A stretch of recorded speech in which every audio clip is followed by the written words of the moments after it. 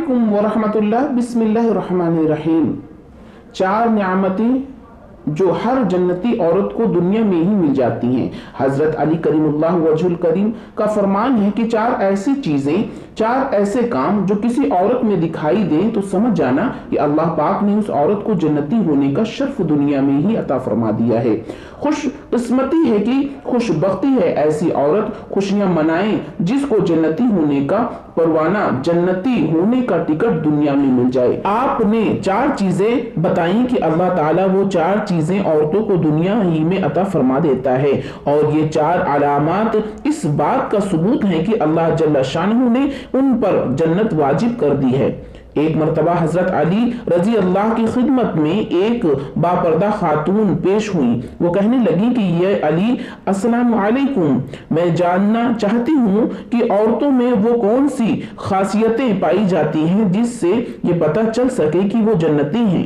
ये सुनकर हजरत अली रजी अल्लाह अन्हा फरमाने लगे कि मैंने रसूल खुदा सल्लल्लाहु अलैहि वसल्लम से सुना था कि ये दुनिया इंसान की जिंदगी का सरमाया है, और इस पूरी दुनिया का सबसे कीमती सरमाया नेक औरत है। अगर वो नेक औरत दुनिया में माँ का रुतबा पाती है तो उसके कदमों के नीचे जन्नत हो जाती है। अगर वो बीवी का रूप लेती है तो वो दुनिया का सबसे कीमती सरमाया बन जाती है।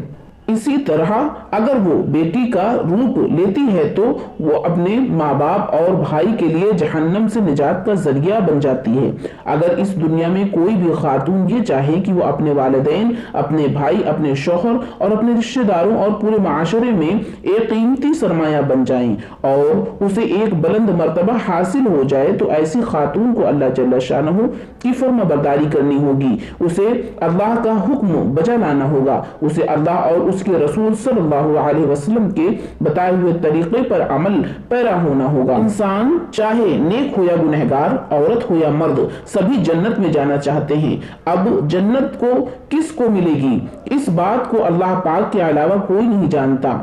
हज़रत अली रजी अल्लाह अन्हु ने 4 ऐसी चीजों का जिक्र फरमाया है कि जो अल्लाह ताला जन्नती औरतों को दुनिया में ही अता फरमा देते हैं।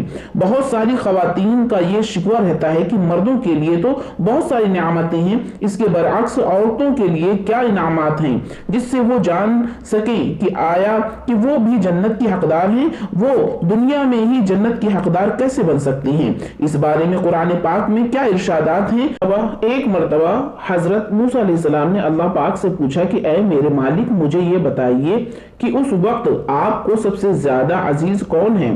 अल्लाह ने कहा, ऐ मूसा, अगर देखना चाहते हो कि मुझे सबसे ज्यादा अजीज कौन है तो जाओ कनान के एक गांव में जहां एक औरत रहती है, उसका नाम बयाल है, वो उस वक्त मुझे सबसे ज्यादा अजीज है। मूसा अलैहिस्सलाम के दिल में ये बात पैदा हुई कि मैं उस अल्लाह की अजीज बंदी की जियारत करूं, देखो तो कौन है, आखिर ऐसे कौन से अमल करती है जिसकी वजह से वो अल्लाह को सबसे ज्यादा प्यारी है। मूसा अलैहिस्सलाम चलते रहे और आखिरकार उस गांव पहुंच गए। क्या देखते हैं कि एक टूटा हुआ घर है। उस टूटे हुए घर में एक औरत रहती है जिसके ना हाथ है, ना पांव हैं, ना आंखें हैं, ना ही कान, सिर्फ एक जुबान है जो अल्लाह का शुक्र अदा कर रही है। मूसा अलैहिस्सलाम ने देखा और दिल ही दिल में कहा कि ऐ अल्लाह, तूने इस औरत को किसी नियामत से नहीं नवाजा, फिर भी ये तेरा शुक्र अदा कर रही है। बस ये कहना था कि वो औरत कहने लगी, ऐ मूसा अलैहिस्सलाम, तो अल्लाह जल्ल शानहू का नबी होगा, मगर मेरे अल्लाह जल्ल शानहू के लिए ये ना कहो कि अल्लाह जल्ल शानहू ने मुझे कुछ नहीं दिया। अल्लाह जल्ल शानहू ने मुझे जो कुछ दिया है उसका मैं कभी शुक्र अदा नहीं कर सकती।